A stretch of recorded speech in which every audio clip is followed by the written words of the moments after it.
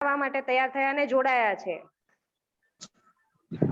અને બહુ સરસ વિષય આજની સ્પર્ધાત્મક પરીક્ષાઓ માટે આપણને બહુ બધી કન્ફ્યુઝનો હોય છે તો આ વિષયની એક વિષયથી શરૂઆત કરીએ પછી જો આપણે સફળ રહીશું અને બધાને ગમશે તો ફરી આવા વ્યાખ્યાનો આપણે યોજીશું એવી એક આશા સાથે અને આપણને હંમેશા આપણી માતૃભાષા એ થોડી ધીમી લાગે ઉતરતી લાગે આપણે એને સેકન્ડ નંબર આપીએ છીએ અને બાકીની ભાષાઓ એ ખરાબ નથી બીજું કઈ નથી પણ આપણે નાકનું ટેરવું ચડી જાય છે એટલે આપણે એનું મહત્વ સમજાવવું પડે કહેવાય ને કે મધર ટંગ ને બદલે અધર ટંગ વધારે ગમે એટલે જયારે એવું થવા લાગે અને આપણે એનું મહત્વ સમજાવવું પડે બહુ થોડીક ઊંચી એવી વાત છે પણ કરવું પડે છે અને સારું પરિણામ મળે એવી દિશામાં આપણે જઈએ અને અત્યારે તો સ્પર્ધાત્મક પરીક્ષાઓ જાહેર પરીક્ષાઓમાં જે એનું વેઇટેજ ભારાંક વધ્યું છે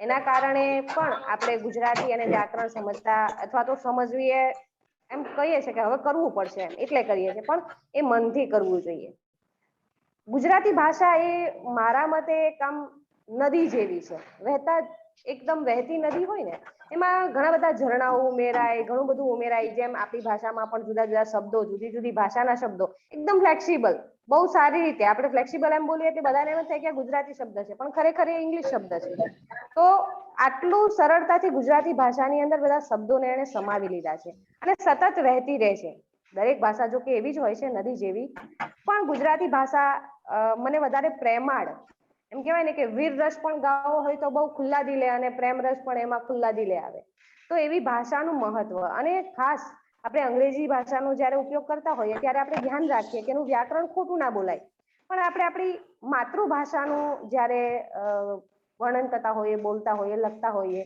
ત્યારે આપણે એટલું ચોકસાઈપૂર્વક એટલું ધ્યાન નથી રાખતા તો આ બધી બાબતો ઉપર આપણા વક્તા જે છે નિયતિબેન એમનો સવિશેષ આવકારું છું એટલા માટે કે બહુ સરસ વાત આજે કરવાના છે અને ભાષાનું અને વ્યાકરણનું જેના ઉપર એમની ખૂબ સરસ પકડ છે અને એમને ઘણા વર્ષો આપણી આ સંસ્થાને એટલે કે Shrimati R B Patel arts and commerce કોલેજને આપ્યા છે અને એવો 5 વર્ષ સુધી તો આપણા આચાર્ય પણ રહ્યા છે અને એમણે પોતાનું જીવન જ સાહિત્યને સમર્પિત કર્યું છે એવા નિયતિબેનને હું દિલથી ઉમળકાથી આવકારું છું અને નિયતિબેનને હું વંદન સાથે એવું કહીશ કે બેન હવે તમે આપણું આ જે વિષય છે એના ઉપર પ્રકાશ પાડો અને વિદ્યાર્થીઓને એની મહત્વતા જે સમજાય એવું કંઈક એમને ભાથું આપો નિયતિબેન ચોક્કસ સૌથી પહેલા તો ખૂબ ખૂબ આભાર માયાબેન કે માયાબેન ઘણા વખતથી મારી જોડે વાત કરવાનો પ્રયત્ન કર્યા કરતા હતા પણ પેલું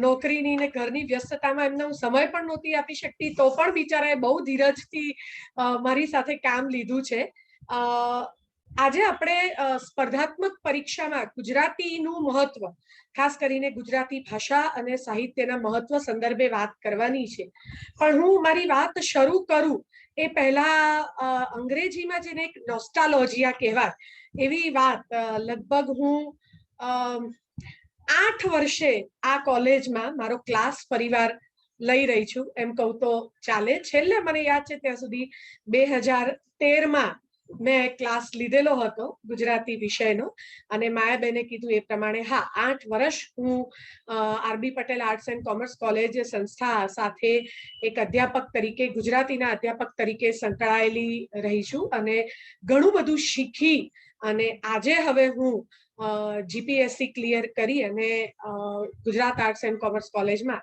ગુજરાતી વિષય ભણાવું છું છતાં એ ભરેલા ક્લાસરૂમો આજે પણ મને યાદ આવતા હોય છે અને તમારા ગુજરાતીના અધ્યાપક છે મારા અત્યાર સુધીના કરિયરના સૌથી હોશિયાર વિદ્યાર્થી કહી શકું હું કુલદીપસિંહભાઈ વાઘેલા તો એ મારા વિદ્યાર્થી રહી ચૂક્યા છે એનો મને કાયમનો ગર્વ છે કારણ કે અત્યાર સુધીની મારી આખી કરિયરના સૌથી હોશિયાર વિદ્યાર્થી કુલદીપભાઈ છે દીનાબેન પણ જોડાયેલા છે એટલે એનો એ સવિશેષ આનંદ છે સૌ પ્રથમ તો આપણા આચાર્ય શ્રી રશ્મિબેનનો હું હૃદયપૂર્વક આભાર માનીશ કે મને આ તક આપી અને સમગ્ર R B Patel arts and commerce કોલેજની ટીમ અને વિદ્યાર્થીઓ જે બધા જ જોડાયા છો, અને આશા રાખું છું કે તમે બધા જે હોશથી જોડાયા છો એ તમારો ઉત્સાહ અને હોશ સમગ્ર વ્યાખ્યાન દરમિયાન અકબંધ રહે, અને વ્યાખ્યાનના અંતે તમને એમ થાય કે ના ખોટો કલાક વેસ્ટ ના કર્યો એવું ન થાય એવી આશા સાથે આપણે વાત મારી શરૂ કરીએ છીએ.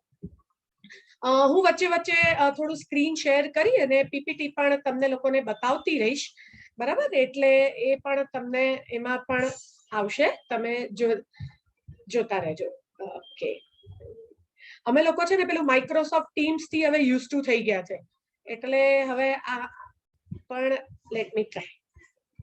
ઓકે, માયાબેન દેખાય છે સ્ક્રીન આખી? દેખાય છે સરસ રીતે. પીપીટી દેખાય છે ને? ઓકે, તો હા સરસ રીતે દેખાય છે.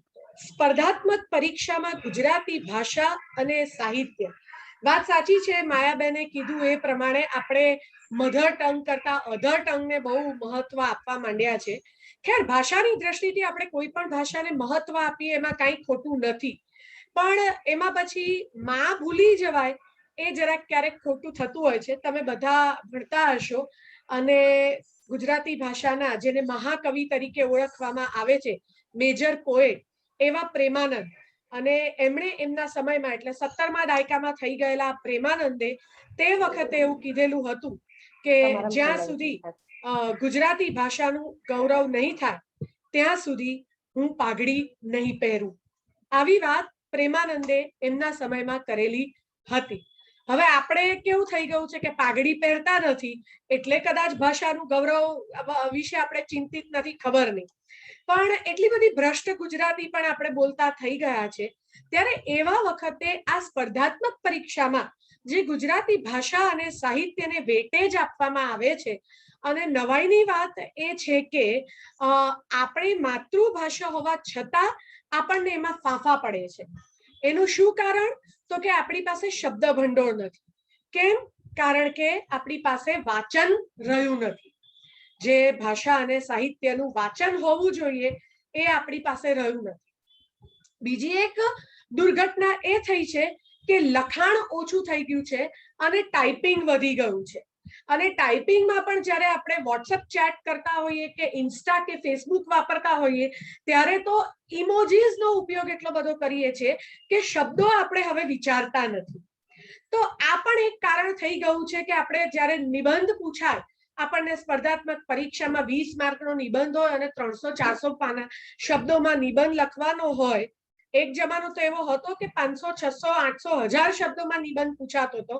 એનો હવે 300 શબ્દમાં નિબંધ થઈ ગયો છે, પણ આપણે 50 શબ્દથી આગળ વધી નથી શકતા. અને જો આગળ વધ્યા હોઈએ તો પુનરાવર્તન સતત થયા કરતું હોય છે. તમે લોકો જો સ્પર્ધાત્મક પરીક્ષાની તૈયારી કરતા હો, ગ્રેજ્યુએશન પછી તમને એમ હોય કે તમે પોલીસમાં જાઓ, બરાબર, તમે કોન્સ્ટેબલમાં જાઓ, તમે પીએસઆઈમાં જાઓ, તમે બિન સચિવાલય કારકુનમાં જાઓ, કે પછી તમે હાઈકોર્ટની જે જગ્યાઓ આવે છે એમાં જાઓ, તમે નાયબ મામલતદાર તરીકે ડીવાયએસઓમાં જાઓ, તમે ચીફ ઓફિસર તરીકે જાઓ, બરાબર, અને જો એનાથી પણ ઉત્તમ સરસ ગોલ હોય તો તમે ડીવાયએસપી કે ડેપ્યુટી કલેક્ટર તરીકે પણ તમે ઈચ્છા રાખતા હો, તો આપણી આ માતૃભાષામાં આપણને વિચારતા મજબૂત આવડવું પડશે અને લખતા પણ બહુ સારું આવડવું પડશે. કારણ કે જે પેપર સેટર હોય છે, જે ચેક કરે છે, જે તપાસે છે, એ લોકોને તો આવડતું હોય છે ગુજરાતી, બરાબર ને? એટલે જ્યારે તમે એક જ લીટીની અંદર જોડણીની 4 થી 5 ભૂલો કરો એટલે તમારી જે આખી છાપ છે એ બગડતી જાય. એટલે આ એક વાતનું ધ્યાન આપણે રાખવાનું છે.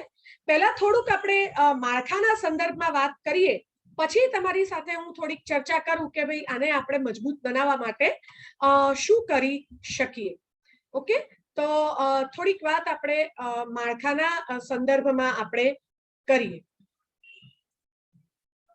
તો જ્યારે આપણે સ્પર્ધાત્મક પરીક્ષામાં ગુજરાતી ભાષા અને સાહિત્ય વિશે વાત કરતા હોઈએ છીએ ત્યારે 3 મુદ્દા મહત્વના છે: લેખન, સાહિત્ય અને વ્યાકરણ. બરાબર. તમને લોકોને જ્યારે સિલેબસ ડિક્લેર થાય, અભ્યાસક્રમ જ્યારે આપવામાં આવતો હોય છે, ઓનલાઈન મુકાતો હોય છે, એની અંદર ગુજરાતી ભાષા અને સાહિત્ય એવી આખી વાત અંદર કરેલી, એવો આખો મુદ્દો અંદર મૂકેલો હોય છે. હવે જો તમે પ્રિલિમિનરી પરીક્ષા આપતા હો, પહેલા તબક્કાની પરીક્ષા, તો તમારા માટે આ વ્યાકરણ અને સાહિત્ય આ બંને બહુ અગત્યનું થઈ રહે છે. પરીક્ષા પ્રમાણે એનું જુદું જુદું વેટેજ હોય છે, પણ હું એટલું ચોક્કસ કહીશ કે લગભગ 20 માર્ક તો ઓછામાં ઓછા સાહિત્ય અને વ્યાકરણના મળીને, સાહિત્ય તો ઘણી વખત એ લોકો જનરલ નોલેજમાં પણ ગણી નાખે છે, કારણ કે જો દાખલા તરીકે અત્યારના તબક્કાની વાત કરી અને ગુજરાત સાહિત્ય અકાદમીએ પુરસ્કારો જાહેર કર્યા છે, તો જ્યારે તમે પરીક્ષા આપતા હો ત્યારે તમને ખબર હોવી જોઈએ, તો એ તો જીકેમાં પણ ગણાઈ જાય. બરાબર ને, કે યુવા ગૌરવ પુરસ્કાર કોને મળ્યો, કે નવલકથાનો કે સર્જનાત્મક સાહિત્યનો પુરસ્કાર કોને મળ્યો, આ બધી આપણને ખબર હોવી જોઈએ કે કયા સાહિત્યકારો છે જેને જ્ઞાનપીઠ પુરસ્કાર મળેલા છે, કે કયા સાહિત્યકારો છે જેને પદ્મશ્રી કે પદ્મભૂષણ કે પદ્મવિભૂષણથી નવાજીત કરેલા છે. તો આ બધું તો જનરલ નોલેજનો પણ એક ભાગ છે. એટલે ત્યાં પણ પાછું પેલું ગુજરાતી સાહિત્ય આવે છે. ગુજરાતી સાહિત્યના વિભાગમાં પણ ગુજરાતી સાહિત્ય આવશે. એટલે કઈ નહીં તો તમારા 30 માર્ક તો આ વ્યાકરણ અને સાહિત્ય ઉપર પ્રિલિમિનરીમાં આધારિત હોય છે. કોઈ પણ પ્રિલિમિનરી 100 માર્કની પરીક્ષા હોય તો એની અંદર લગભગ 20 થી 30% ભાગ, અને આપણા માટે સારું એટલા માટે પડે કે આ આપણી માતૃભાષા છે, તો માર્ક ખેંચવા માટે પણ જો આપણે બહુ જ કારણ કે તમે નાનપણથી ભણેલા છો, એટલે જો થોડુંક તમે એમાં રિવિઝન કરો, થોડીક એમાં મહેનત કરો, તો તમને માર્ક ખેંચવા માટે ગુજરાતી ભાષા અને સાહિત્ય બહુ જ ઉપયોગી થઈ રહે. બરાબર. એટલે 3 તબક્કામાં આ આખું ગુજરાતી છે તમારું વહેંચાય છે. પછી પ્રિલિમ ક્લિયર કરીને જ્યારે તમે મેઇન્સની પરીક્ષા આપો છો, ખાસ કરીને ક્લાસ 1 અને ક્લાસ 2 આની જ્યારે પરીક્ષા હોય છે ત્યારે એમાં લેખન પણ આવે છે, અને એ લેખન એટલે આખે આખું પેપર. બરાબર છે, આખે આખું પેપર તમારું એની અંદર આવે છે. એટલે જેને કહેવાય ને કે, અને મને યાદ છે ત્યાં સુધી લગભગ જ્યારે બહુ પહેલા, આજથી લગભગ 10 થી 12 વર્ષ પહેલા 200 માર્કનું ગુજરાતી લેખનનું પેપર પૂછાતું હતું, ત્યારે 145 થી 148 માર્ક પણ હાઈએસ્ટ આવેલા છે. અને એવા તબક્કે 80 માર્કનું તો ત્યાં આગળ વ્યાકરણ પૂછાતું હતું.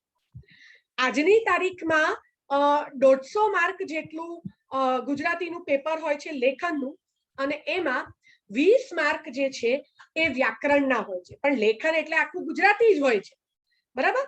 એની અંદર કયા કયા મુદ્દા આવે, એટલે મારો કહેવાનો મતલબ એ છે કે આ 3 માંથી એક પણ મુદ્દાને તમે વણ દેખ્યા કરી નહીં શકો, કારણ કે પ્રિલિમ્સ ક્લિયર કરશો પછી જ્યારે મેઇન્સમાં જશો ત્યારે સ્વાભાવિક રીતે તમારે લેખન આવશે, અને ત્યારે પણ પાછું આ વ્યાકરણ તો એની જોડે ને જોડે જ રહેશે.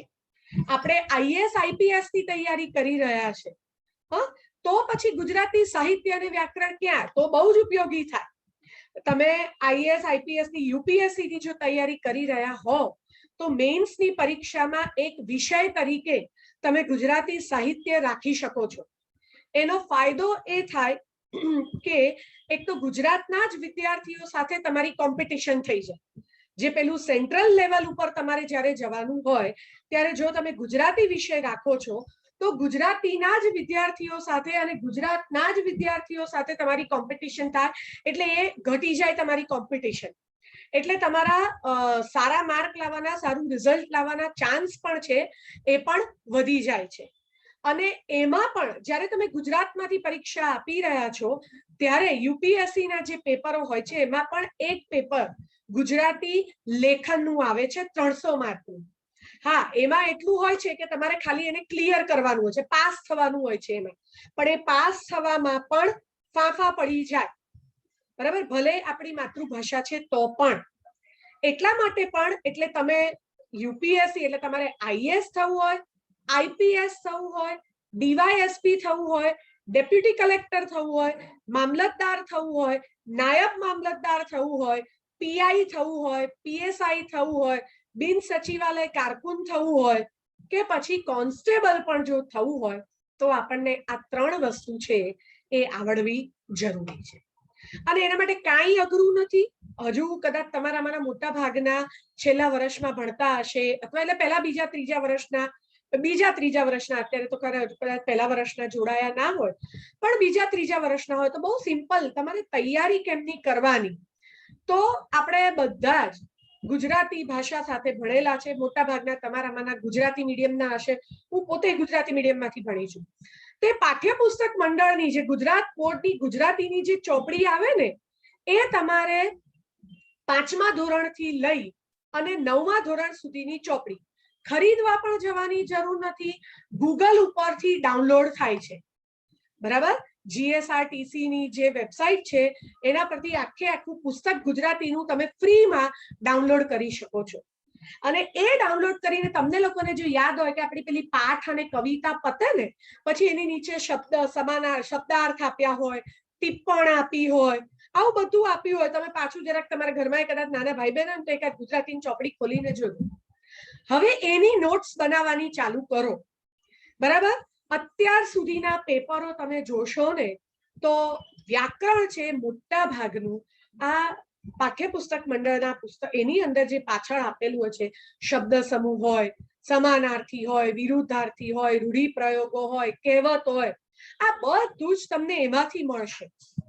એટલે પહેલું કામ પ્રાથમિક તબક્કાની તૈયારી તમારે 5મા ધોરણથી લઈ અને 9મા ધોરણ સુધીનું પુસ્તક ગુજરાતીના પુસ્તકો ઉથલાવી નાખવાના અને એક અત્યારથી જ ચોપડો બનાવવાનો શરૂ કરી દો. અને હું લખવાનું તમને કહું છું, કમ્પ્યુટરાઇઝ કે મોબાઈલમાં કે ફલાણામાં વાંચી લીધું એ નહીં, કારણ કે ત્યાં તમારે લખવું પડશે. એટલે હવે લખવાની આદત જે આપણને છૂટી ગઈ છે એ આપણે પાછી પાડવી પડશે જો ડેપ્યુટી કલેક્ટર કે ડીવાયએસપી થવું હશે તો. અને બહુ મજા છે. હા, હું પોતે ક્લાસ 2 ઓફિસર છું ને તો પણ એનું સ્ટેટસ આખું અલગ હોય છે. તો વિચાર કરો કે તમે ક્લાસ 1 ઓફિસર બનો તો એની કેટલી મજા છે. બરાબર. એક તમારું સ્ટેટસ, સામાજિક સ્ટેટસ, આર્થિક સ્ટેટસ, એક તમારી બૌદ્ધિક, બધું બહુ મજા પડે એવી વસ્તુ છે. તમને સમાજમાં એક અલગ નજરેથી, આદરની નજરેથી જોવામાં આવે. પાછા આર્થિક રીતે સારા પગારો મળે એટલે એ રીતે તમે સદ્ધર થાવ અને સત્તા ઉપર રહીને, સિસ્ટમમાં રહીને તમે સમાજની પણ સેવા કરી શકો, સમાજ માટે પણ કંઈ કરી શકો. તો એ તમે આમ તમે તમારા ગામમાં જોતા હશો, તમારા આમાં પણ મામલતદાર હોય ને જે ગાડી લઈને નીકળે કે ડેપ્યુટી કલેક્ટર હોય એને નીકળે, એની મજા અલગ છે. આપણે આવો જ ગોલ રાખવો અને એ જ દિશામાં મહેનત કરવી. અઘરું નથી. બરાબર છે. તમારા જેવા કેટલાય વિદ્યાર્થીઓ આંખ સામેથી પસાર થઈને આજે IAS, IPS, ડેપ્યુટી કલેક્ટર બધા બનેલા છે, એ મેં જોયા છે. તો અઘરું નથી, પણ એક ચોક્કસ પ્રકારની અને સ્માર્ટ મહેનતની જરૂર છે. એ સિવાય ગૂગલ પરથી જ તમને મળશે ભાષા નિયામક કચેરીની ભાષા ગૌરવ, ભાષા સૌંદર્ય અને ભાષા વિવેક, આ 3 પુસ્તકો એ પણ ડાઉનલોડ કરી લેજો. બરાબર છે. અત્યારના તબક્કે તો અહીંયાથી શરૂઆત કરો. 1 પણ રૂપિયાનો ખર્ચ વગર આપણા જીઓના ડેટામાં આવી જાય. બરાબર. એટલા જ MB આ પુસ્તકોના હોય છે ડાઉનલોડ કરવા માટે.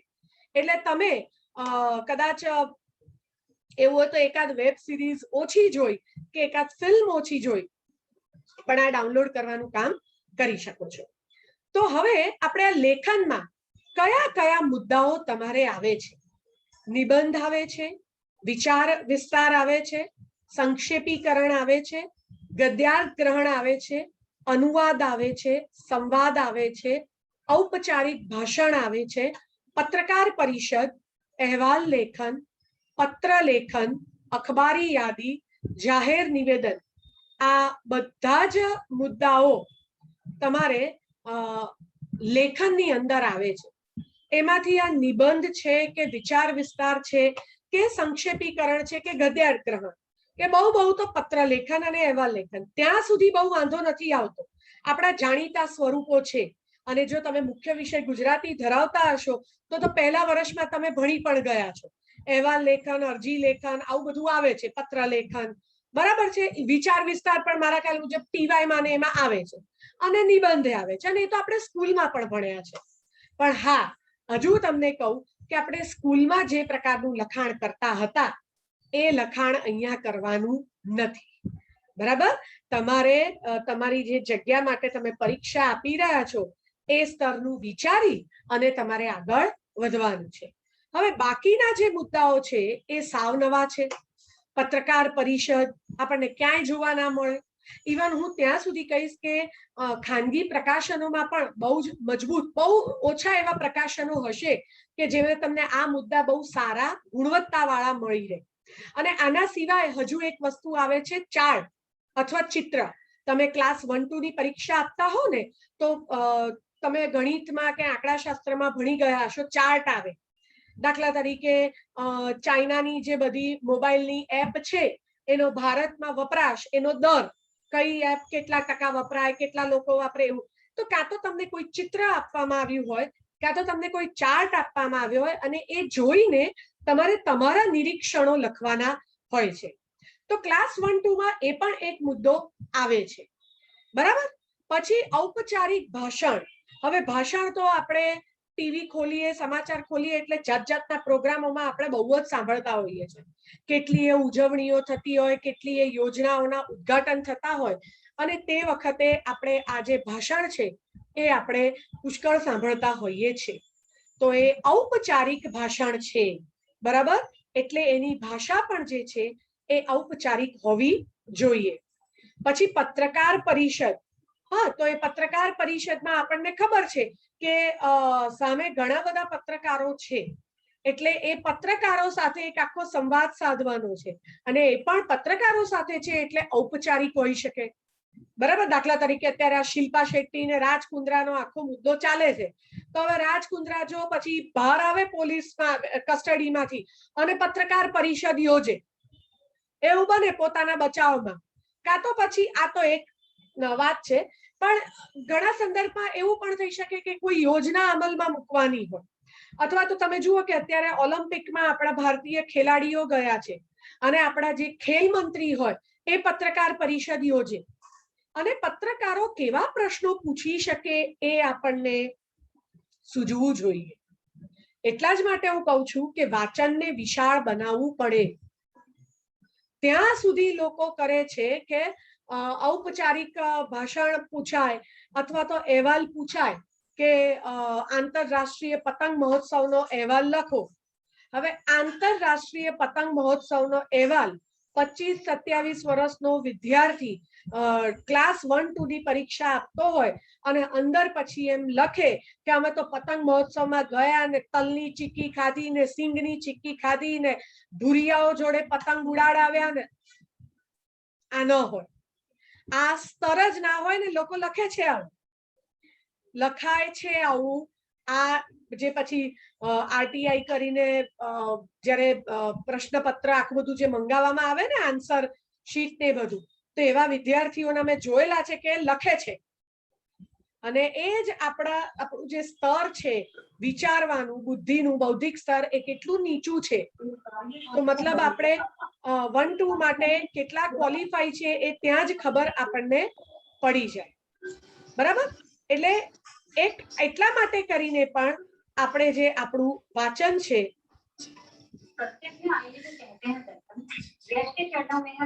એ આપણે જે વાંચન છે એ આપણે વધારવું પડે. ઓકે. બરાબર. એટલે એ એક વાત આપણે ધ્યાનમાં રાખવાની છે. પછી એવી જ રીતે અહેવાલ. તો અહેવાલ પણ છે ને 2 પ્રકારના હોય. ઘટના અને પ્રસંગનો આખો અહેવાલ હોય. બરાબર. અને ઉજવણીના અહેવાલ હોય તો એની આખી પદ્ધતિ, ફોર્મેટ અલગ હોય છે. અને ઘટના અને પ્રસંગના, ઘટનાના ખાસ કરીને અહેવાલ હોય જે તમે વર્તમાન પત્રમાં છાપાની અંદર વાંચતા હોવ છો. હવે આ છાપાની અંદર જ્યારે આપણે વાંચતા હોઈએ છીએ, છાપામાં આવતા એ સમાચારો ઘણી વખત એને બહુ નાનું સ્થાન મળ્યું હોય, ઘણી વખત પહેલા જ પાના ઉપર બહુ વિસ્તારીને લખવામાં આવ્યું હોય, તો એ બધું જ જે છે એ અહેવાલ છે. બરાબર. પછી પત્ર લેખન અને અરજી લેખન. તો પત્ર લેખનમાં પણ 2 પ્રકારના હોય, ઔપચારિક પત્ર અને અનૌપચારિક પત્ર. હવે ઔપચારિક પત્ર તો હજુ પણ અસ્તિત્વમાં છે, સરકારી કચેરીઓમાં અસ્તિત્વમાં છે. તમે અરજી કરો છો તો એ ઔપચારિક પત્રની અંદર આવે છે. પણ અનૌપચારિક પત્ર હવે ખાસ વપરાતા નથી. અત્યારે ઔપચારિક પત્રનું સ્થાન હવે ઈમેલે પણ લઈ લીધું છે, તો એક તમે ફોર્મલ ઈમેલ પણ કરતા હોવ છો, તો એ ઈમેલમાં પણ એનું એક ચોક્કસ પ્રકારનું સ્વરૂપ માળખું હોય છે. અને અનૌપચારિક પત્ર જે આપણે આપણા સગા સંબંધીઓ, મિત્રો, નાના મોટા ભાઈ બહેનો આ બધાને લખતા હોઈએ છે, એ અનૌપચારિક પત્ર છે. હવે અખબારી યાદી શું છે? હવે તમે વિચાર કરો કે દાખલા તરીકે આ કોરોનાની આખી પરિસ્થિતિ થઈ અને ચાલુ વર્ષે ધોરણ 10 અને 12 ની બોર્ડની પરીક્ષા કેન્સલ થઈ, બરાબર? તો હવે આ જે એક ઘટના આખી છે, એ ઘટનાને અખબારી યાદી દ્વારા પ્રકાશિત કરવામાં આવે, બરાબર? એનું ટાઇટલ જ હોય અખબારી યાદી, અને એમાં પછી લખવામાં આવે કે ભાઈ આ કારણસર આ પરીક્ષા રદ કરવામાં આવી છે, અને એ અખબારી યાદી અને કોણે કરી? તો શિક્ષણ વિભાગ, ગુજરાત સરકાર, બરાબર? એવી રીતે આવે. અને જે કોને અખબારી યાદી છે એટલે આ મીડિયાને મોકલવાની હોય, એટલે પછી નીચે એ પ્રિન્ટ મીડિયા અને ઇલેક્ટ્રોનિક મીડિયા એટલે કે છાપાવાળા વર્તમાન પત્રોને પણ અને ટીવી ચેનલોમાં પણ આ વસ્તુ પ્રકાશિત કરવાની હોય. એટલે અખબારી યાદીનું ફોર્મેટ આવું થાય. અને જાહેર નિવેદન, હવે આ જાહેર નિવેદન અત્યારે છેલ્લા 1.5 વર્ષથી તો બહુ જ આપણે આવે છે.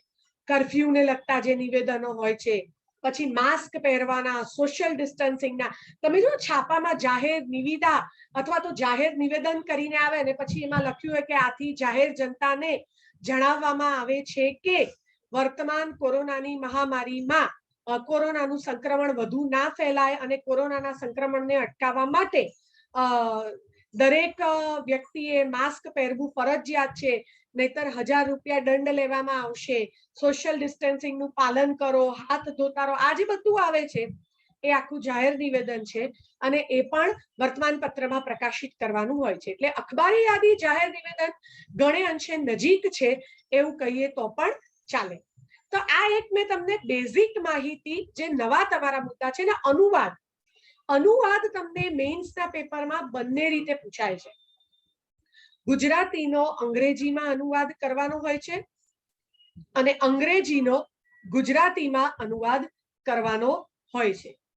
હવે આવા સંજોગોમાં આપણે શબ્દશઃ અનુવાદ ના કરવાનો હોય, બરાબર? આપણે ઘણી જગ્યાએ પાઘડીને છેડે વળ હોય, કારણ કે અંગ્રેજી ભાષા અને ગુજરાતી ભાષાની વાક્ય રચના અલગ છે. અંગ્રેજીમાં કર્તા ક્રિયાપદ કર્મ છે અને ગુજરાતીમાં કર્તા કર્મ ક્રિયાપદ છે. એટલે ઘણીવાર એવું બને કે અંગ્રેજીમાં જે છેલ્લો વપરાયો એ શબ્દ એ ભાષાંતર કરતી વખતે ગુજરાતીમાં પહેલો વાપરવો પડે. એટલે આ પણ આપણે બહુ શીખવું જે છે એ જરૂરી છે, બરાબર? એટલે આ પણ ખાસ ધ્યાનમાં રાખવાનું છે કે જ્યારે આપણે અનુવાદ કરીએ છીએ ત્યારે માત્ર શબ્દશઃ નહીં, પણ જે કહેવા માંગે છે એનો સાર અને અર્થ પકડવાનો છે. એટલે અનુવાદમાં પણ એ ધ્યાનમાં રાખવાનું છે. સંવાદ આવે છે, તો હવે સંવાદમાં તમને 2 વ્યક્તિ વચ્ચે કીધો છે, 3 વ્યક્તિ વચ્ચે કીધો છે, અથવા તો કોના વચ્ચે 2 મિત્રો વચ્ચેનો સંવાદ હોય, તો જે મિત્રોની આખી ભાષા હોય, હા ગાળાગાળી તો તોય નથી કરવાની કારણ કે આપણે પરીક્ષામાં લખીએ છીએ, પણ મિત્રો વચ્ચેની જે આખી વાત હોય, બરાબર છે? તો એ મિત્રો વચ્ચે જે હળવાશથી વાત થતી હોય એ રીતે સંવાદ લખવાનો આવે. અધ્યાપક અને વિદ્યાર્થી વચ્ચેનો સંવાદ હોય તો એ રીતે લખવાનો આવે. એટલે કહેવાનો મતલબ એ છે કે સંવાદ છે એ કોઈ 2 વ્યક્તિ વચ્ચેનો છે. એ વ્યક્તિની ઉંમર, સ્ટેટસ, સ્થાન, હોદ્દો આ બધું ધ્યાનમાં રાખીને આપણે આ સંવાદ છે લખવાનો આવે છે. હવે ગદ્યાર્થ ગ્રહણ તો તમને ખબર છે, ફકરો આપવામાં આવ્યો હોય, નીચે પ્રશ્નો હોય, ફકરાને આધારે એ પ્રશ્નોના જવાબ તમારે આપવાના હોય છે, બરાબર? તો થોડુંક હવે આના વિશે પાછી આગળ વાત કરીએ. વ્યાકરણમાં તમારે આટલા મુદ્દા મોટા ભાગે આવે છે: સમાસ, છંદ, અલંકાર, જોડણી, સંધિ અને પદ વિન્યાસ, બરાબર? હવે એમાંથી જો તમે ગુજરાતી વિષયના વિદ્યાર્થી હશો તો છંદ, અલંકાર અને જોડણી તો તમે સેમેસ્ટર 1 માં જોડણી ભણી જશો અને છંદ અલંકાર સેમેસ્ટર 2 માં ભણ્યા હશો, અને છેલ્લા વર્ષમાં આવશો ત્યારે સેમેસ્ટર 6 માં તમારે સમાસ ભણવાના આવશે. બરાબર છે. એટલે આ તો તમારા અભ્યાસનો જ આખો ભાગ થાય છે અને એટલા માટે જ હવે તમને ખાસ કહું કે હવે જ્યારે આપણે આ અભ્યાસના ભાગ તરીકે ભણતા હોઈએ ત્યારે વધારે ધ્યાન આપીને તમારે ભણવાનું. કેમ? કારણ કે આગળ જતા આ પરીક્ષાઓ માટે પણ તમને કામ આવશે. બરાબર છે. અને જોડણી મેં તમને શું કીધું, જોડણી છે ને વાંચવાથી ના આવડે. જે પુસ્તકને તમે અનુસરતા હો એ પુસ્તકમાં જે જોડણીઓ આપેલી હોય 100, 200, 500 3 વાર લખી નાખો. ભલે જોઈને 3 વાર લખશો ને ચોથી વાર તમારા હાથને ને તમારી આંખને સાચું જ લખવાની આદત પડી જશે. એટલે જોડણી કોઈ દિવસ વાંચીને ના આવડે કે નિયમો ગોખવાથી પણ આવડે નહીં. નિયમો સમજવા બહુ જરૂરી છે. ક્યારેક મોકો મળશે તો આપણે આ બધા મુદ્દાઓ વિશે પણ વાત કરીશું. બરાબર. પણ કહેવાનો મતલબ એ છે કે નિયમો ગોખી જવાથી વ્યાકરણ આવડતું નથી. વ્યાકરણ એ એક પ્રકારનું ગણિત છે. સમજવું પણ એટલું જરૂરી છે, કારણ કે ત્યાં પરીક્ષામાં તો પછી આપણે નિયમો યાદ કરવા ના બેસાય. ઉતાવળ હોય, આપણી પાસે સમય ઓછો હોય. બરાબર. એટલે જો સમજેલા હોઈએ આપણે નિયમ તો પછી આપણે વ્યાકરણ રોકડા માર્ક અપાવે છે. હું તમને હજુ કહું છું કે દાખલા તરીકે 150 માર્કનું મેઇન્સનું પેપર પૂછાયું છે અને 20 માર્કનું વ્યાકરણ છે તો એ 20 આવે તો વિચાર કરો કે 130 માંથી તમે અડધા પણ લઈ આવો, 60 થી 65 માર્ક પણ લઈ આવો તો પણ 150 માંથી તમારે 80, 85, 90 માર્ક આવવા એટલે ઘણા સારા કહેવાય. ગુજરાતીમાં હું હજુ કહું છું, મેરિટમાં તમારા આગળ જવાના ચાન્સીસ વધી જાય. બરાબર. અને પીએસઆઈમાં એમાં તો વ્યાકરણ બહુ જ બધો ભાગ રોકે છે. પેપરનો ઘણો બધો ભાગ વ્યાકરણ રોકે છે. 50% જેટલો ભાગ જ્યારે તમે ઓબ્જેક્ટિવ પરીક્ષા આપતા હો ત્યારે રોકે છે. તો હવે આ પદ વિન્યાસ શું છે? તો પદ વિન્યાસ એટલે જેની અંદર સંજ્ઞા, વિશેષણ, સર્વનામ, ક્રિયા વિશેષણ, કૃદંત, નિપાત, બરાબર, વિભક્તિ, અનુગ, નામયોગી, વાક્યના પ્રકારો, આ બધા મુદ્દા આ પદ વિન્યાસની અંદર આવે છે. તો આ બધા મુદ્દા પણ આપણે કરવાના રહે. આ અહીંયા તો મેં આટલું બાયફર્કેશન કરેલું છે, પણ ખરેખર જ્યારે આપણે વ્યાકરણની તૈયારી કરતા હોઈએ તો આ 3 ને 2 5 અને પદ વિન્યાસની અંદર નાખી દેતા 8 થી 9 મુદ્દા આવે છે. ઓછામાં ઓછા 15 મુદ્દા નાનાથી નાના નિપાતથી શરૂ કરી અને સમાસ સુધી લગભગ 15 મુદ્દા વ્યાકરણના ભેગા થાય છે. અને એમાં તમારો કક્કો બારાખડી પણ આવી જાય. પદક્રમ જેને વર્ણાનુક્રમ કે છે, વર્ણાનું એ પણ એની અંદર આવી જાય. તમારે જે ડિક્શનરી હોય ડિક્શનરીના ક્રમ પ્રમાણે તમારે શબ્દો ગોઠવવાના હોય એવો પણ એક મુદ્દો એની અંદર આવે. સ્વર કોને કહેવાય, વ્યંજન કોને કહેવાય, ક સ્વર છે કે વ્યંજન છે કે અસ્વર છે કે વ્યંજન છે કે મહાપ્રાણ છે કે અલ્પપ્રાણ છે, એવો મુદ્દો એ આવે. આ બધું જ પૂછાય છે. વિરામ ચિહ્નો એ પૂછાય છે. વાક્ય આપવામાં આવેલું હોય અને વિરામ ચિહ્નની દ્રષ્ટિથી ક્યાં ભૂલ છે સુધારો, આવો મુદ્દો પણ વ્યાકરણની અંદર પૂછાય છે. આખું વાક્ય આપેલું હોય અને ક્રમ આડો અવળો કરી નાખ્યો હોય તો યોગ્ય પદ ક્રમમાં વાક્યને ગોઠવો, આવો મુદ્દો પણ પૂછાય છે. એટલે મેં તમને કીધું કે 5મા ધોરણથી લઈને 10મા ધોરણ સુધીનું ગુજરાતીના પાઠ્યપુસ્તકો ઉથલાવી જશો, એની બહારનો એક પણ મુદ્દો વ્યાકરણનો નહીં. બરાબર છે. એટલે આ એક ખાસ એટલા માટે મેં તમને કીધું. હવે થોડીક વાત આપણે લેખનના સંદર્ભમાં જે કરીએ પાછી કે કેવું આપણે એવું ધારી લઈએ કે બહુ ભારે ભરખમ ભદ્રમ ભદ્રીય ભાષા વાપરીએ. બરાબર. મહામયી નગરી કે મૂલ્ય પત્રિકા કે અગ્નિરથ શામક એટલે હું બહુ સારું ગુજરાતી બોલું છું, લખું છું, મારા બહુ સારા માર્ક આવશે. ના. જ્યારે સ્પર્ધાત્મક પરીક્ષા માટે આપણે તૈયારી કરતા હોઈએ ત્યારે શબ્દો એવા જ વાપરવાના જે આનો અર્થ આપણને ખબર હોય. અર્થનો અનર્થ કરી દે એવું નહીં. બરાબર. એટલે ભાષા છે એ સરળ હોવી જોઈએ છતાં આકર્ષક હોવી જોઈએ. અને આકર્ષકનો મતલબ સંસ્કૃત પ્રચુર શબ્દો અંદર ભરીને નાખવા એવું નહીં. પેલું કહેવાય ને, સિમ્પ્લિસિટી ઇઝ ધ બ્યુટી. તો સાદગીમાં પણ સુંદરતા ઝલકે એવી આખી વાત. આપણે બાસુંદી બનાવીએ, બરાબર, બરાબર દૂધ ઉકળી રહે સરસ મજાનું, એની અંદર ખાંડ વાંડ નાખીને જાડી સરસ બાસુંદી થઈ હોય, પછી એની અંદર આપણે સૂકો મેવો નાખતા હોઈએ છીએ, બદામ નાખીએ, ચારોળી નાખીએ, જાયફળ નાખીએ, એલચી નાખીએ. હવે આ સૂકો મેવો નાખવાનો, કારણ કે બાસુંદીની મજા એ સૂકા મેવાથી છે, એનું ડેકોરેશન ગાર્નિશિંગ આપણે શણગારીએ છીએ એને. પણ જો એ સૂકો મેવો વધારે પડતો નાખીએ તો પેલો બાસુંદીનો મૂળ સ્વાદ જતો રહે અને સૂકા મેવાનો સ્વાદ આવે, એટલે એ ન ચાલે. સેમ વસ્તુ અહીંયા પણ, ભાષા આપણી કેવી હોવી જોઈએ? સરળ છતાં આકર્ષક, પણ એટલી બધી પણ આકર્ષક નહીં કે એની સાદગી અને જે શબ્દોના અર્થ છે, જે કહેવાનું છે, બધું જતું રહે. બરાબર. પછી બીજી વસ્તુ, લખાણમાં તટસ્થતા. આ બહુ જરૂરી છે, કારણ કે તમે જે પરીક્ષાઓ માટે આપતા હો છો, જે જગ્યા માટે પરીક્ષાઓ આપતા હો છો, એવા વિષયો એવા પૂછાય તમને, બરાબર છે? તમને કોઈ એવા વિષયો પૂછાય, કોન્ટ્રોવર્શિયલ વિષય પૂછાઈ શકે, દાખલા તરીકે કોરોનાની મહામારીમાં સરકારી કામગીરી, આવું કંઈક વસ્તુ પૂછાય, તો હું એવું નથી કહેતી કે તમે વાહવાહી કરી નાખો, હું એવું પણ નથી કહેતી કે આમ જ કર્યું તેમ જ કર્યું, આ તો કર્યું જ નહીં ને આમ ના કર્યું, ઢીકણું ફલાણું, જે બધું વોટ્સઅપ ને ફેસબુકમાં નેગેટિવ હોય છે, જેટલું બધું નકારાત્મક, આપણે તટસ્થ રહેવું જરૂરી છે. બરાબર, તટસ્થ રહેવું જોઈએ, ન્યુટ્રલ.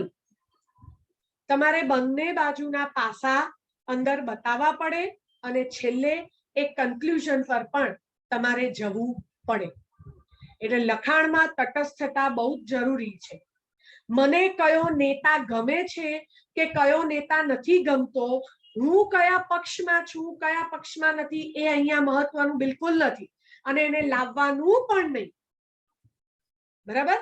આપણો ગોલ પરીક્ષામાં વિષય પ્રમાણે, મુદ્દા પ્રમાણે વ્યવસ્થિત તટસ્થ રીતે લખવાનો હોવો જોઈએ.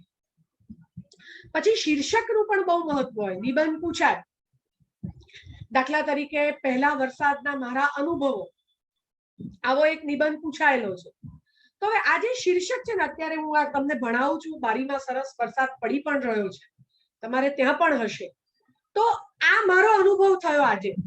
જનરલી વરસાદ પડતો હોય ત્યારે હું કોઈ પુસ્તક વાંચતી હોઉં, ઘરના કામ કરતી હોઉં, પણ આ રીતે આજે ઘરે બેસીને બારીમાંથી વરસાદ દેખાતો હોય અને સામે ગમતા વિદ્યાર્થીઓ હોય, જોડે આખો મારો ગમતો વિષય હોય, આવું પહેલી વાર બન્યું છે.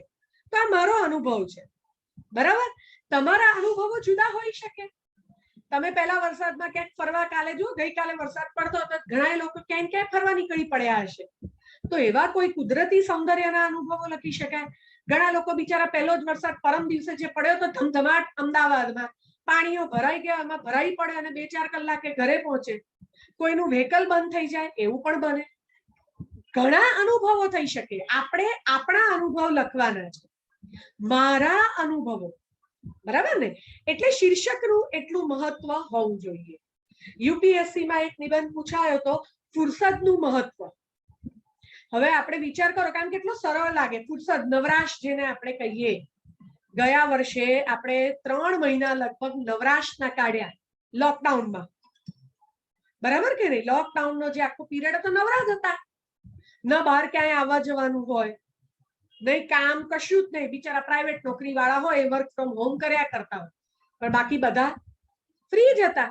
કેટલું એ બનાવ્યું આપણે, કોકે દલગોના કોફી બનાવી, કોકે ઘરે પેલા ઓવનમાં પાઉં બનાવ્યા, કોકે ચિત્રકામ કર્યું, કેટલું બધું આપણે કર્યું.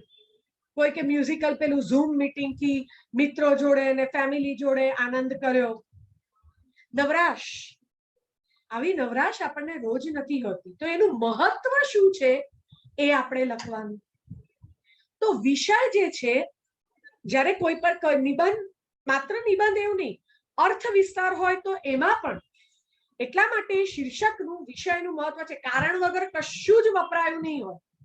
શીર્ષક હોય નિબંધનું કે અર્થ વિસ્તારની પંક્તિ હોય, કારણ વગર કાંઈ જ વપરાયું નહીં હોય. બરાબર. હા, પછી તમે એ નિબંધની અંદર પણ, હવે તમે પોતે જ વિચાર કરજો કે અમને આવું ફુરસદનું મહત્વ પ્રકારનો નિબંધનો વિષય પૂછાય, તો કેટલું લખી શકો તમે? 300 શબ્દ એટલે કઈ નહીં, તો તમારે 2-2.5 પાના તો લખવાના આવે. શું લખશો? હાલ હું તમને પૂછું તો તમે 2 થી 3 લીટીથી વધારે કોઈ બોલી ના શકે. ચોથી લીટીથી તમારું પુનરાવર્તન થવા માંડે.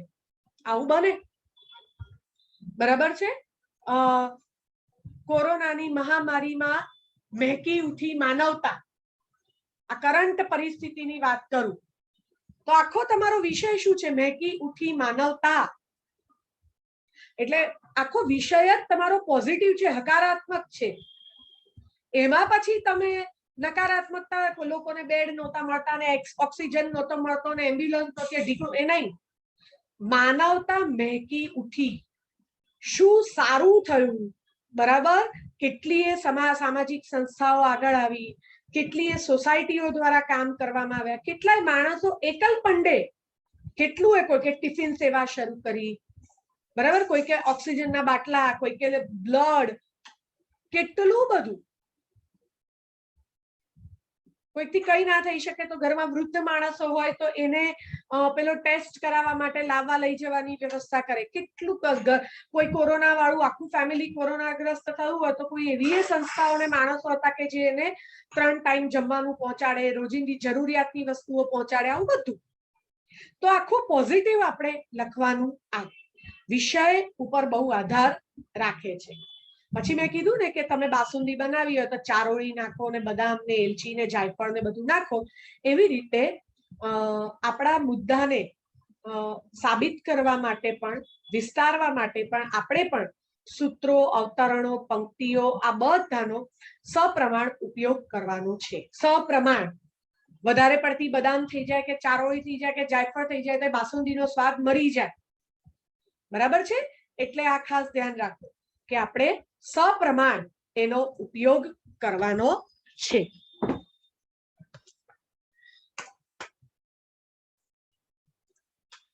બરાબર. તો આ બધાનો ઉપયોગ ક્યાંક નાની તમે બોધ વાર્તા જેવું મૂકી શકો. તમે જો વોટ્સઅપ ની અંદર માઇક્રો ફિક્શન વાર્તા જેવું આવતું હોય છે એવું કંઈક મૂકી શકો. ઘણું બધું મૂકી શકાય, પણ આપણા વિષયને અનુરૂપ હોવું જોઈએ અને વધારે પડતું ના હોવું જોઈએ. શરૂઆત કોઈ પણ મુદ્દો, તમારું નિબંધ હોય, ઔપચારિક ભાષણ હોય, અહેવાલ હોય, અર્થ વિસ્તાર હોય, બરાબર, પછી પેલું ચિત્ર જોઈને નિરીક્ષણ કરવાના હોય, આ બધું શરૂઆત એકદમ સચોટ હોવી જોઈએ. બરાબર.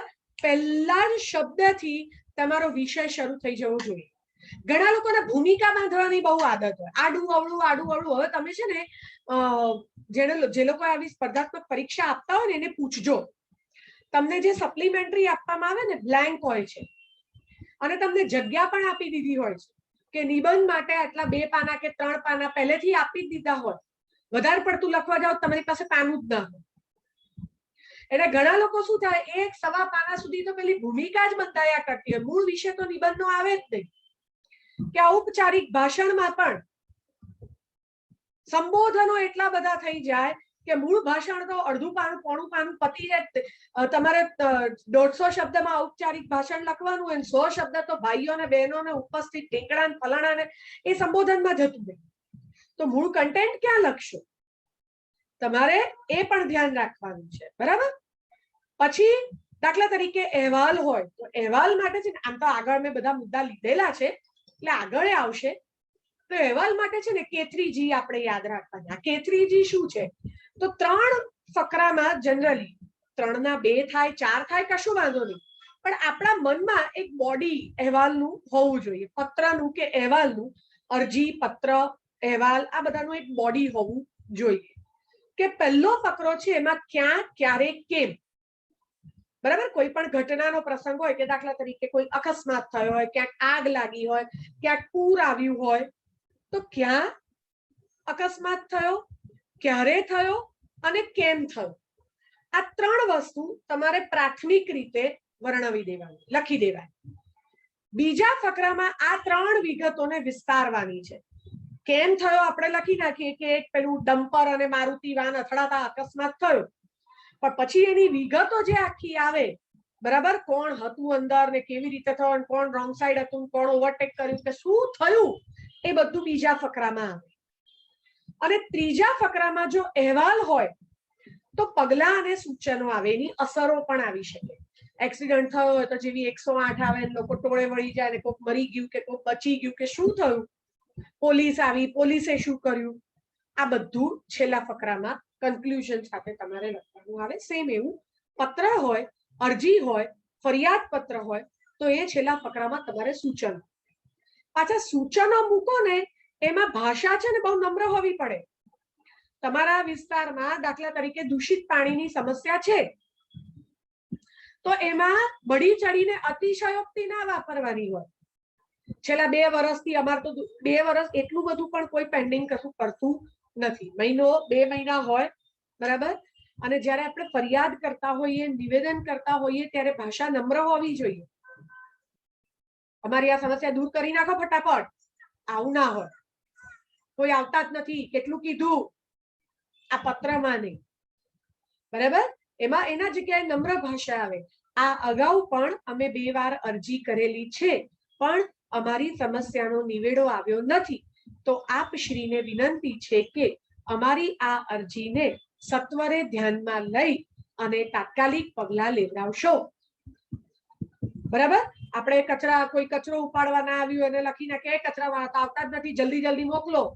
ઓર્ડર નથી કરવાના, આપણે વિનંતી, નિવેદન નમ્રતાથી કરવાનું છે.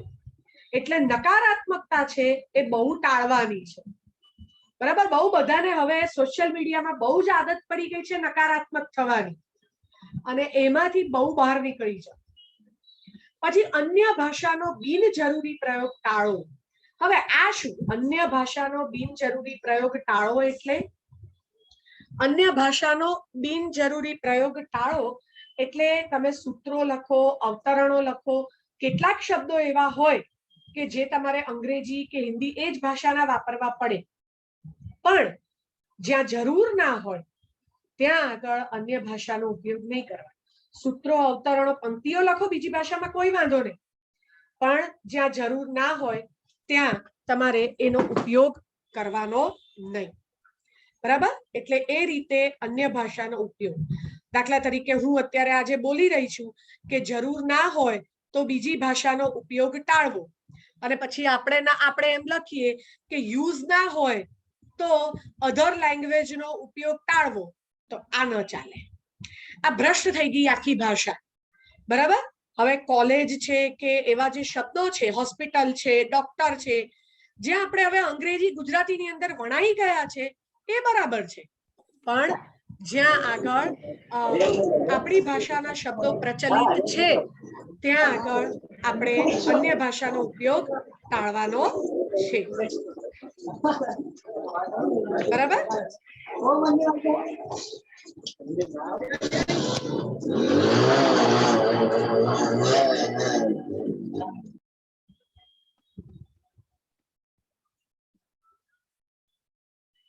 તો આ એક વસ્તુ, અને મેં કીધું એ પ્રમાણે જોડણી અને વ્યાકરણ આ બંનેનું પણ આપણે ધ્યાન રાખવાનું આવે.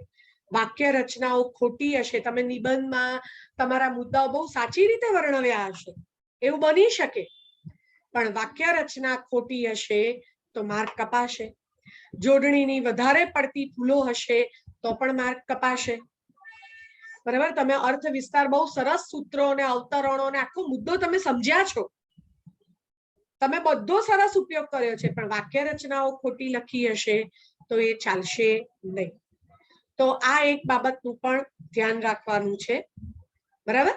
પછી આ પીપીટી હું તમારા મેડમને હું આપી દઈશ, એટલે તમારે એમાં પણ પછી જોવું હોય તો તમે જોઈ શકો છો. પછી મેં તમને વાત કરી એટલે નિબંધનો મુદ્દો આવે, તો નિબંધમાં આ બધી વસ્તુઓ ધ્યાનમાં રાખવાની છે. તમારા વિચારોને મુદ્દાસર રજૂ કરવાના છે. વાક્યો બહુ લાંબાની પ્રમાણમાં ટૂંકા, સરળ છતાં આકર્ષક એવી ભાષા, નિબંધની ભાષા પ્રવાહી હોવી જોઈએ. એટલે તમારો નિબંધ વાંચતા વાંચતા ક્યાંક બીજે ધ્યાન જતું રહે તો એનો મતલબ આપણો નિબંધ એટલો સારો મજબૂત નથી, એટલે એ પણ ધ્યાનમાં રાખવાનું. અને મુદ્દો કે વિચાર બદલાય તો ફકરો પાડવાનો નિબંધમાં, એ પણ ધ્યાન રાખવાનું. કારણ વગરનું લંબાણ અને પુનરાવર્તન એકની એક વાત, બરાબર, કીધા કરવાની નહીં. નવા નવા મુદ્દા જે હોય એ તમારે વર્ણવવાના આવે. એવી જ વસ્તુ તમારે અહેવાલ લેખનની અંદર આવશે. અહીંયા તમને મોટી કરી દઉં સ્ક્રીન, એક જ મિનિટ.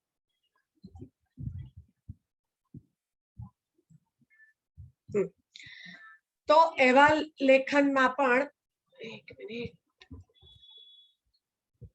હા, અહેવાલ લેખનમાં પણ આ વસ્તુ આવે. મેં તમને કીધું એ પ્રમાણે કે ઘટના છે અને પ્રસંગ છે એના અહેવાલ લખવાના હોય છે, બરાબર. ક્યાં, ક્યારે, કેમ, આ મુદ્દા ખાસ ધ્યાનમાં રાખવાના.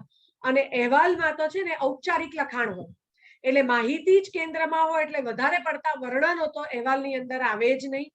પ્લસ આંકડાકીય માહિતી ઉપર વધારે ભાર આપવાનો. અને અહેવાલની જે ભાષા છે એ વર્ણનાત્મક હોવી જોઈએ, બરાબર. અને એનું એક માળખું, દરેકમાં ફોર્મેટ બહુ મહત્વનું છે. એક નિબંધ જેવો છે કે જેને કોઈ બંધન હોતું નથી.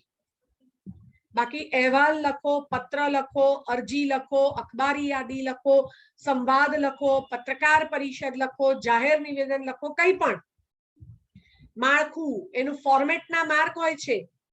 અંદર બહુ સરસ લખ્યું હોય પણ ફોર્મેટના ઠેકાણા નહીં હોય તો 2 થી 3 માર્ક કપાઈ જાય તમારા. એટલે ફોર્મેટ તમારું બહુ મહત્વનું છે. 10-10 માર્કના બધા મુદ્દા પૂછાય છે. નિબંધ 20 માર્કનો પૂછાય છે, બાકી આ બધા જ મુદ્દા 10 માર્કના પૂછાય છે. એટલે એવરેજ તમારે 100 થી 150 શબ્દમાં લખવાનું હોય. એનાથી વધારે પછી લાંબાની જરૂર પડે નહીં. બહુ થઈ ગયું એટલું તો ઘણું થઈ ગયું, બરાબર. તો એ તમારે ખાસ ધ્યાનમાં રાખવાનું છે. પછી પત્ર લેખન છે. મેં કીધું એ પ્રમાણે પત્ર 2 પ્રકારના હોય છે. આ બધી ચર્ચા આમ તો આપણે કરી. પત્ર લેખનમાં તો ફોર્મેટની સાથે સાથે વિરામ ચિહ્નો પણ બહુ મહત્વના છે. જ્યારે તમે સરનામું લખતા હોવ ત્યારે ક્યાં અલ્પ વિરામ આવશે અને ક્યાં પૂર્ણ વિરામ આવશે એ આપણને ખબર હોવી જોઈએ. અવતરણ ચિહ્નનો પણ બહુ સમજી વિચારીને ઉપયોગ કરવાનો. બધી જગ્યાએ અવતરણ ચિહ્નો ના હોય. જ્યાં પંક્તિ હોય, જ્યાં વાક્યો હોય, ત્યાં જ આગળ પેલા બેવડા અવતરણ ચિહ્ન આવે. જ્યાં કોઈ શબ્દ, બરાબર, એની ચોક્કસતા બતાવવાની હોય ત્યાં એકવડું અવતરણ ચિહ્ન જ આવે. તો આ પણ આવડવું જરૂરી છે. અને અવતરણ ચિહ્નનો ઉપયોગ આવડશે ને તો સંક્ષેપીકરણમાં બહુ ફાયદો થશે તમને. શબ્દોની જગ્યાએ અવતરણ ચિહ્ન વાપરો એટલે એક શબ્દની જગ્યાએ બીજો ક્યાંક તમારે વ્યવસ્થિત જ્યારે જરૂર હોય ત્યાં વાપરી શકો. એટલે વિરામ ચિહ્નોનો ઉપયોગ પણ આપણને એટલો જ આવડવો જરૂરી છે. પત્ર લેખનની અંદર તમે ક્યાં આગળ સંબોધન કરો છો એ પણ બહુ જરૂરી છે, બરાબર. તમે જે કોને સંબોધન કરો છો એટલે આ બધામાં જોડણી. હવે તમે આદરણીય શ્રી લખો અને ત્યાં દીર્ઘઈની જગ્યાએ રસવઈ કરો એટલે ગયા માર્ક. આ બધી જગ્યાએ ઉડીને આંખે વળગે એવી જોડણીઓ હોય છે. એટલે આ બધી પ્રેક્ટિસ કરી લેવાની લખીને, કારણ કે આ ફોર્મેટ નિશ્ચિત હોય એટલે આપણે જેવું હાથમાં આવે કમસે કમ આટલું તો લખી જ લેવાનું. એટલે પહેલેથી જ નક્કી કરીને જવાનું કે મારે માનનીય શ્રી શબ્દ વાપરવો છે કે આદરણીય શ્રી શબ્દ વાપરવો છે. અને એની જોડણી જે છે એ મને આવડવી જોઈએ, બરાબર. ઓકે. પછી આ અર્થ વિસ્તાર છે. કોઈકનું માઇક ચાલુ છે, પ્લીઝ બંધ કરજો. તો અર્થ વિસ્તારની જે આખી વાત છે, બરાબર. અને પહેલા જ ભાગમાં આપવામાં આવેલી જે આ પંક્તિ છે એમાંથી પ્રગટ થતો આ સાદો સીધો આખો અર્થ છે. એટલે અર્થ વિસ્તારની પંક્તિ તમને આવે તો પંક્તિ વાંચીને તમને જે પહેલો અર્થ સમજાય એ તમારે પહેલા ફકરામાં લખી નાખવાનો, જે મેઇન એનો મુખ્ય પ્રાથમિક અર્થ સમજાય. અને પછી તમારે એનો બીજા ફકરાથી વિસ્તાર કરવાનો આવે છે, બરાબર. અને એમાં પણ એટલું યાદ રાખજો કે જે પંક્તિ કે વાક્ય આપવામાં આવ્યું હશે એમાં કારણ વગર કવિએ કે લેખકે કોઈ શબ્દ વાપર્યો નહીં હોય. હા, એટલે એ ધ્યાન રાખજો. જેમ કે સિદ્ધિ તેને જય વરે જે પરસેવે નાય, તો અહીંયા વરે શબ્દ બહુ સમજી વિચારીને વાપરેલો છે. વરવું એટલે પરણવું, મતલબ કાયમ સાથે રહેવું. એટલે સિદ્ધિ એની જ સાથે કાયમ રહે છે જે પરસેવે નાય, એટલે કે પુષ્કળ મહેનત કરે છે. મેં કીધું ને કોઈ પણ શબ્દ કારણ વગર નહીં. એટલે દરેક શબ્દને તમારે સમજાવવાનો અને એ દ્રષ્ટિથી આખો એનો અર્થ છે એ વિસ્તાર કરવાનો તમારે રહે છે. કે એટલે એ બાબતનો એક તો ખાસ ધ્યાનમાં રાખવાનો. જરૂર જણાય તો જ અન્ય ભાષાના શબ્દો વાપરવાના અને સમગ્ર અર્થની મુદ્દાસર રજૂઆત કરવાની. પછી ચર્ચાપત્ર પૂછાતું હોય છે. ચર્ચાપત્રમાં જનરલી એકાદી સમસ્યા મૂકી હોય અને એના વિશે તમારે ચર્ચા કરવાની હોય, પણ અહીંયા પણ નકારાત્મક નથી થવાનું, રહેવાનું તો તટસ્થ છે, પણ હા એની ભાષા છે એ થોડી પ્રશ્નવાળી, કટાક્ષ, તીખી અને ચોટદાર હોય. એની પ્રશ્ન શૈલી પણ હોઈ શકે, લેખન શૈલી પ્રશ્નાત્મક પણ હોઈ શકે, બરાબર. અને એક ચોટદાર શીર્ષક પણ આપણે આપવાનું. નિબંધનો આમ તો નાનો ભાઈ ચર્ચાપત્ર. પછી સંક્ષેપીકરણ તમને આવ્યું છે. જનરલી તમારે 1/3 ભાગમાં કરવાનું હોય છે, એટલે 1/3 ભાગમાં, એટલે 300 શબ્દ હોય તો 100 શબ્દમાં સંક્ષેપીકરણ કરવાનું. આપણે સંક્ષેપીકરણ અત્યાર સુધી કેવી રીતે કરીએ? ફકરો હોય, એક લીટી રાખો ને એક જવા દો, એક રાખો ને એક જવા દો, એવું નહીં. એ ફકરામાં જે આખો અર્થ છે, એનો સાર છે, એ બદલાયા વગર આપણે સંક્ષેપીકરણ. અને સંક્ષેપીકરણ કરતા પહેલા એકવાર રફ કામ કરી નાખવાનું, પછી જ મુખ્ય પુરવણીમાં લઈ આવવાનું. આ તો પ્રમાણમાં સહેલું છે. ગદ્યાત્રણ પ્રશ્ન આપેલો હોય અને ફકરો આપ્યો હોય ને નીચે પ્રશ્નો હોય ને ફકરાને આધારે પ્રશ્નોના જવાબ. આ ઉપરાંત મેં તમને કીધું કે આ બધા મુદ્દાઓ પણ એની અંદર આવતા હોય છે, બરાબર છે. તો કહેવાનો અર્થ એ છે કે સંક્ષેપ લેખનની અંદર આપણે ખાસ કરીને ભાષાનું જે ધ્યાન છે એ પુષ્કળ રાખવાનું હોય છે. ઓકે, આ થોડીક માહિતી મેં તમને, પ્રાથમિક માહિતી જ કહી શકાય એવું મેં તમને આપ્યું છે. હું વધારે હવે એટલે નથી લેતી, કારણ કે તમારા માટે હું મંચ ખોલું છું. તમારે લોકોને કોઈ પ્રશ્ન હોય તો આપણે હવે વાત કરીએ શાંતિથી.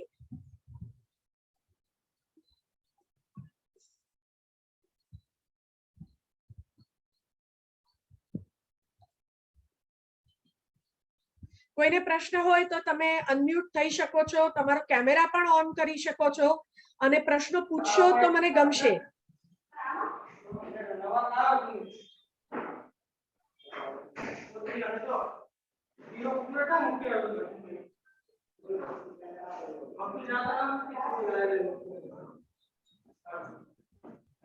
કોઈનું માઇક ઓન છે, પ્રશ્ન પૂછવા માટે ઓન કર્યું હોય તો સારું છે, અને નહીં તો પ્લીઝ ઓફ રાખશો. અઘરું નથી, પણ આપણી ભાષા આવડવી, ફરી વખત એને રિવાઇઝ કરવી, પુનરાવર્તિત કરવી બહુ જરૂરી છે. અને મેં કીધું એ પ્રમાણે કે પ્રિલિમિનરી એટલે કે MCQ ઓબ્જેક્ટિવની પરીક્ષા હોય તો પણ અને મેઇન્સની પરીક્ષા સુધી જશો તો પણ ગુજરાતી તમારો બહુ મોટો ભાગ રોકે છે. મેઇન્સની પરીક્ષામાં એક આખું પેપર ગુજરાતીનું આવે છે, UPSC ની પરીક્ષામાં પણ હોય છે, અને પ્રિલિમિનરીમાં વ્યાકરણ, સાહિત્ય આ બધા જ ભાગ બહુ જ રોકે છે. એટલે હવે ગુજરાતીને આપણે તલાટીમાં પણ કોઈ પણ પરીક્ષા હોય, આ પૂજાબેને પૂછ્યું છે, કોઈ પણ પરીક્ષા હોય, ગુજરાતીને તમે હવે બાકાત રાખી શકશો નહીં. સરકારી કોઈ પણ પરીક્ષામાં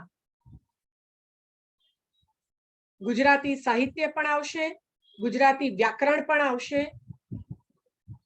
અને ગુજરાતી લેખન પણ આવશે. હા, કેટલીક પરીક્ષાઓ એવી હોય કે જેમાં માત્ર પ્રિલિમિનરી એટલે એ જ પરીક્ષાના આધારે પછી ઇન્ટરવ્યુ હોય તો પણ એની અંદર વ્યાકરણ તો હવે આપણને આવડવું જરૂરી જ છે, એ તો આવશે જ આવશે. અને 1-2 ની પરીક્ષામાં ડિસ્ક્રિપ્ટિવ વર્ણનાત્મક પણ આવશે.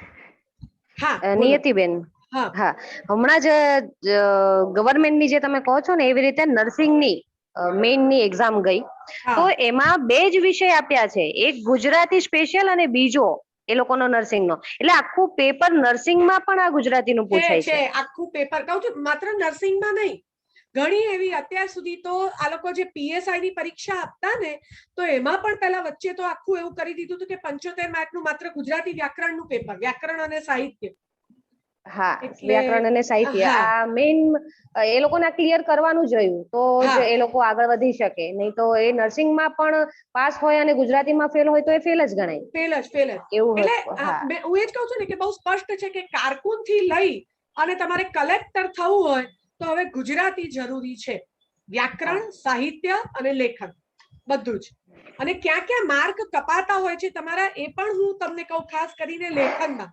એક તો જોડણીની વધારે પડતી ભૂલો હોય તો તમને માર્ક ઘણા કપાય. પછી મેં કીધું કે જે માળખાબદ્ધ વિષયો છે, અહેવાલ છે, અરજી છે, પત્ર છે, જેમાં ફોર્મેટ, અખબારી યાદી, બધામાં ફોર્મેટ તમારું ખોટું હોય તો પણ માર્ક કપાય છે. તમે વિષયને મુદ્દાને ના સમજો અને બીજું કઈ આપણે પેલું ગુજરાત યુનિવર્સિટીની જેમ વાર્તાઓ લખી આવી અંદર આડું અવળું, એ યુનિવર્સિટીમાં ચાલી જાય પણ અહીંયા જીપીએસસી માં ચાલતું નથી. કારણ કે એ બહુ ધ્યાનથી તમારા પેપરો વંચાતા હોય છે. બરાબર, એટલે વાર્તા લાંબુ કોક લખી આવી આપણે તો એ પણ નહીં.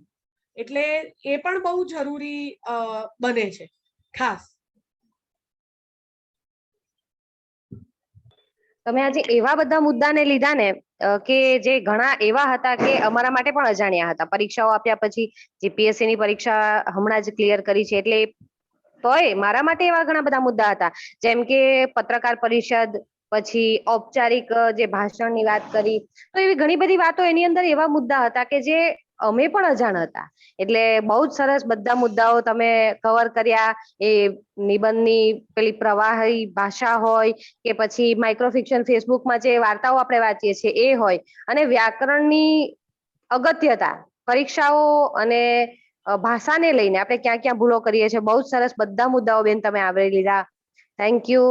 સંસ્થા વતી તો ખરું જ રશ્મિબેન અને અમારા કોલેજ પરિવાર તરફથી સૌ તરફથી કોઈથી આભાર ખૂબ ખૂબ હોય જ આભાર. નહીં, આભાર હોય જ નહીં.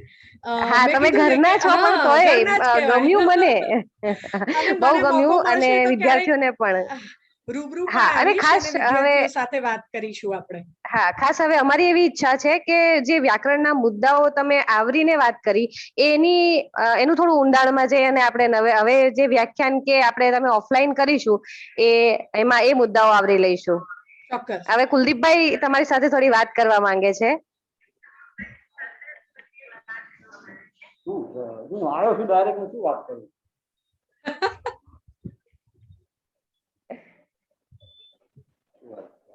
હું આવ્યો ડાયરેક્ટ બહાર. Good morning madam. Good morning બેટા.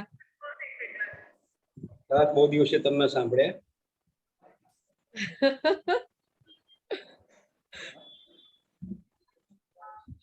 કુલદીપસિંહને એવું થઈ ગયું હશે કે આ ક્યાં પાછું માંડ તો મેડમના ક્લાસમાંથી છૂટ્યો હતો અને ફરી પાછો ભરાઈ ગયો. ના ના, એવું કઈ નહીં. સરસ, બહુ દિવસે આનંદ થઈ ગયો.